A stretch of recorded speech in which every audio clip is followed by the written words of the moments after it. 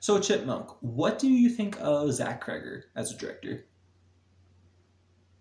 Um, and that only seen two of his films. I don't have a horrible opinion of him.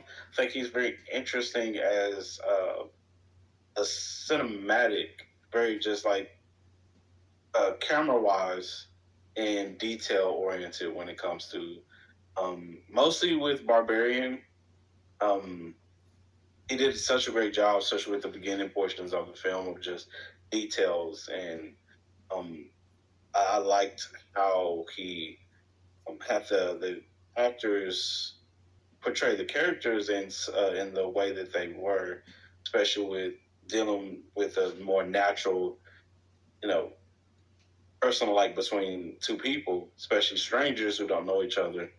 I think it's a lot of great details that was put in, especially when it came to shots and when still have like that unsure feeling to make the audience like I don't know exactly what is going to happen or what is happening in certain moments.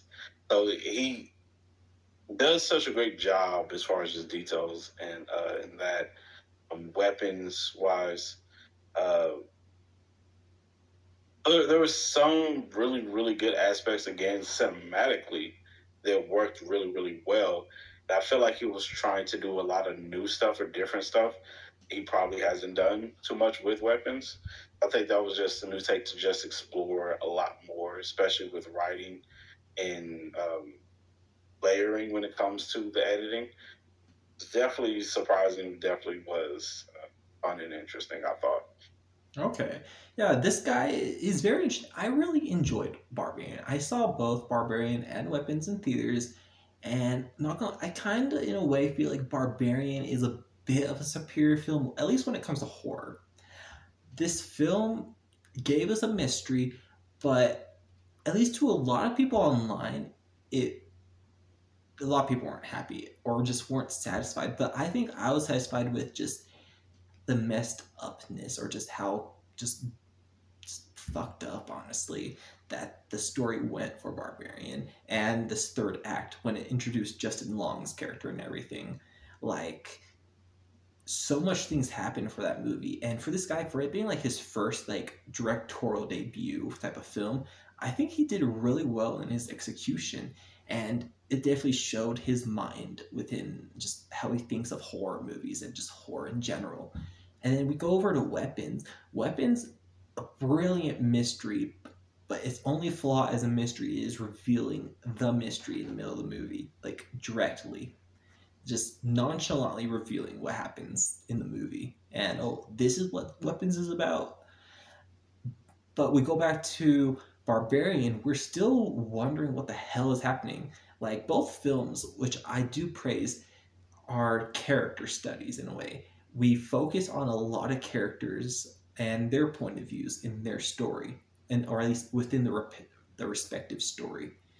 And it gave us a good perspective of how different people are handling these terrible situations that they are now being drawn into, whether or not they like it or not.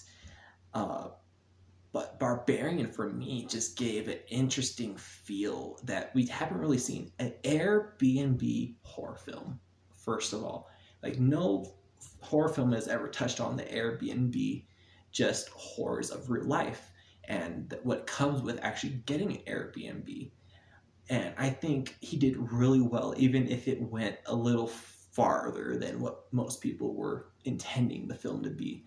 But Weapons, though, on its side, really great with the execution and everything. Everyone's acting superb, and then just the way the story turned out, with it being a story about witchcraft, which no one is really expecting that this was going to turn out a witchcraft type of story. Like, that's really cool, honestly. But now Zach Cregger, now with Weapons out, there's that 50-50 where people are now studying his previous film to his new film, and there's that 50-50 divide on, is he a good director or a bad director? And still people are still considering him a bad director due to Barbarian. And like you said, before we got on to this little just discussion, you didn't even realize about a lot of the hate on Barbarian yourself. But yeah, this film gets so much hate. Barbarian does, just because of what they go with the. Like I said, I don't really know what to call the character, but she is like an incest woman, or just this woman. I don't even know. But people did not vibe with that part of the story. They thought it was just. Honestly, I guess it's just too much for people to handle, especially with the type of story they were going with rape, especially was what the woman was a product of, like of a amount of time. But when Weapons comes out now, which it's out now, it really changed how people view this guy and what he can create.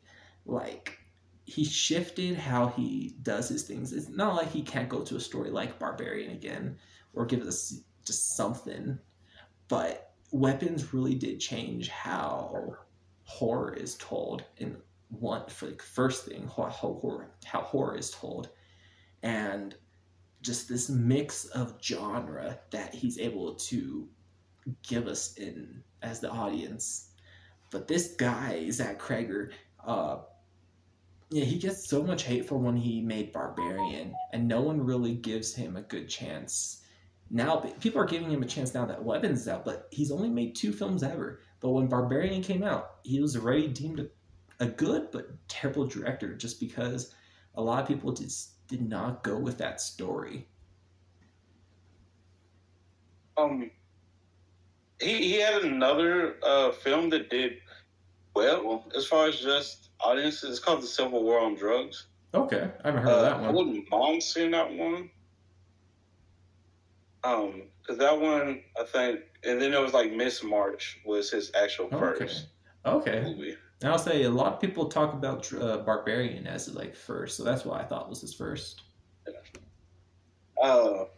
He mostly directed TV series, as it looks like, but his first actual was like in 2009, Miss March. But he mostly was an actor, from what I'd seen. That's probably where he honed a lot of his stuff in first, because I know a lot of people went to acting first and then directed a lot of stuff. But yeah, that's the only one I've seen that's like higher than Barbarian was The Civil War on Drugs, which is a war. It's like war, of course, the drugs and everything. Okay. But yeah, I wouldn't mind seeing how that one is, especially being different from horror, him branching into the horror with Barbarians. Because nothing else showing he's ever did anything with horror before, which I think is interesting. Which I always think it's a good way to just hone into a lot of different stuff. I think horror, as far as the genre goes, you can do so much crazy and interesting and fun stuff, especially when it comes to story.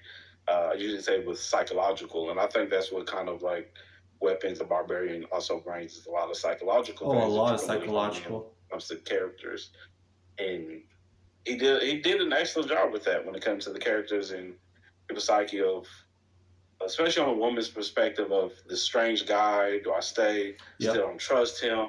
Lock the door. There's a whole bunch of those details that he paid attention to, that he probably spoke to a lot of women, or he just knows. I don't know his life experience or anything when it comes to it, but he's very much detail oriented when it comes to like small stuff. When it comes to that, I wish we got a little bit more of that when it came to Weapons. I thought he did an excellent job when it came to characters and how they feel. One of the things that we argued about was the teacher and how she was and everything. But I was like, well, I think that's just the point of just how someone usually was. This is something that you love doing. This stuff is happening to you. You don't know how you're going to react, so you lean to your addictions and stuff like that heavily into it, and you make these horrible decisions because you actually do care.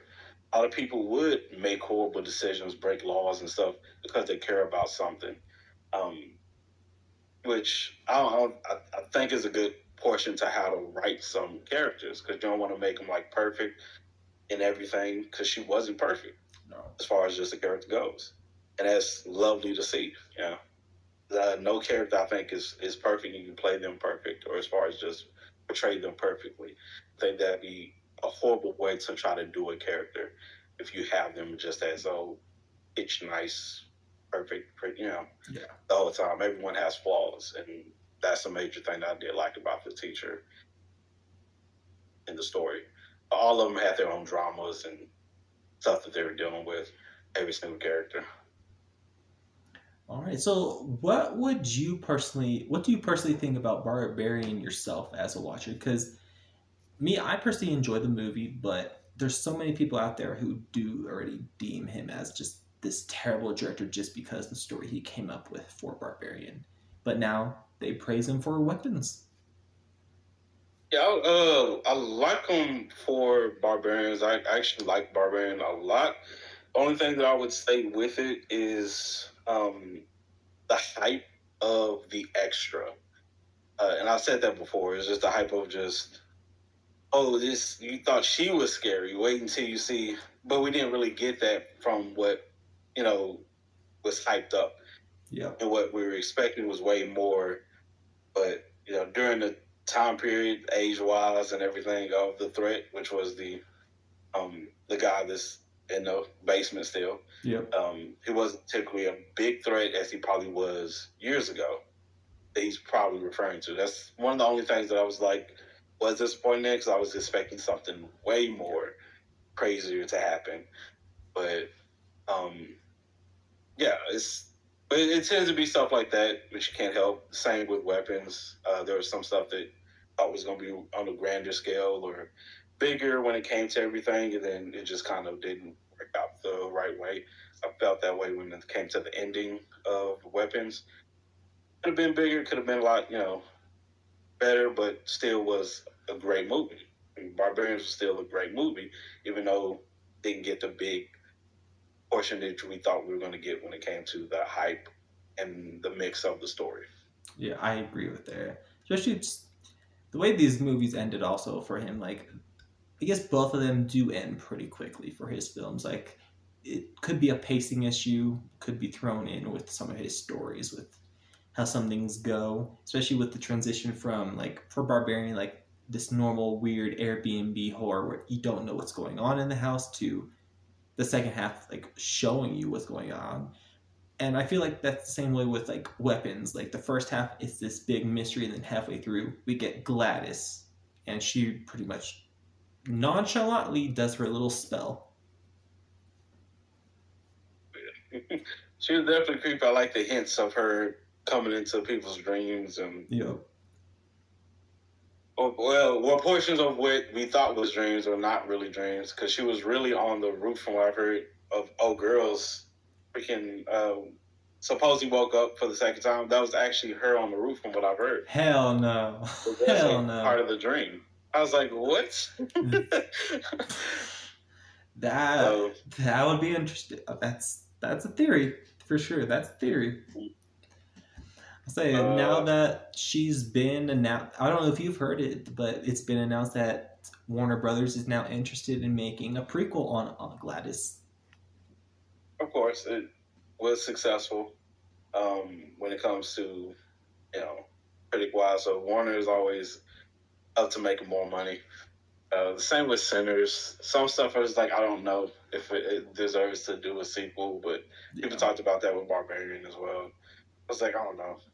Then with that, how do you feel about Zach, the potential that even if he does make an Aunt Gladys movie within, like, the next year, how do you also feel about the rumors of him now making there's going to be 2 more movies he's also has on his, like, upcoming after this Aunt Gladys possible prequel, if he's a part of it. But it's been announced that he is going to be now making his, like, Resident Evil remake, but also he has a script and everything ready for DC Studios for James Gunn to look at, called Henchmen. A whole story about henchmen, like the henchmen side of, like, the villains. Interesting. I didn't hear about the one with the Henchmen. I know about the Resident Evil one. I'm looking forward to see the take, because that one is set. Looking forward to see how the Resident Evil goes. hope it does well because Resident Evil hasn't had a great track record. Yep. I'll say it's been said that it's going to be with a whole bunch of original characters that weren't in the video games also. So it's going to be his own original characters. Nothing that we've seen before in Resident Evil. Like what has been said, I think, is that the characters do exist within Resident Evil. They're doing their own thing from their stories, but he wants to tell his own stories within the Resident Evil universe within a remake style. It's definitely fine. Whatchcall was doing that as well. They didn't really have, like, for the Resident Evil movies that first came out, didn't really have the original characters heavily in the films until, like, the end of the whole franchise that they just start throwing in all the characters and trying to make the whole fan film out of it, which did horribly because you can't please all the fans. Say that film, the newest, like the latest film that came out, the only thing I can say I liked about it was the trucker scene with the music playing on it. It was just too iconic for a trucker. Too iconic of a scene for a trucker character. Yeah, I'm interested to see how it goes. I think the animations do well for Resident Evil, but it's just live actions hasn't had a great track record. Right. But hopefully this one would do well. We will definitely see. It comes down to it. Right. So how do you feel about, in the end, just the final thing to wrap up on Zach Cregger, how do you feel about his overall future now after Weapons? I hope he does stick with horror. I think he does an excellent job with it. I mean, it's nice to see prominent directors that really just focus on horror or have that big base when it comes to horror. We're missing so many. We're missing so many. But hopefully it sticks around. Because some people, they dab a little bit in horror and then they leave. They have like 1 or 2 films and they change genres. But hopefully he sticks around with horror. It's a very fun genre. I can't wait to see how he does with Resident Evil. I agree. So hopefully in the end, like, I enjoy these 2 movies that he's currently made, and I do have good hope for him in the future when it comes to Resident Evil. Hopefully an Aunt Gladys prequel gets made. It doesn't need to get made, but it would be fun in the end to see a further witchcraft movie more than what we got, because it would, if we get anything on Aunt Gladys, it's going to be more of a witchcraft type of film on her origin. I would like to see why they didn't know that she does witchcraft. Yeah. As far as just her niece. Yeah, that was an interesting thing. Yeah.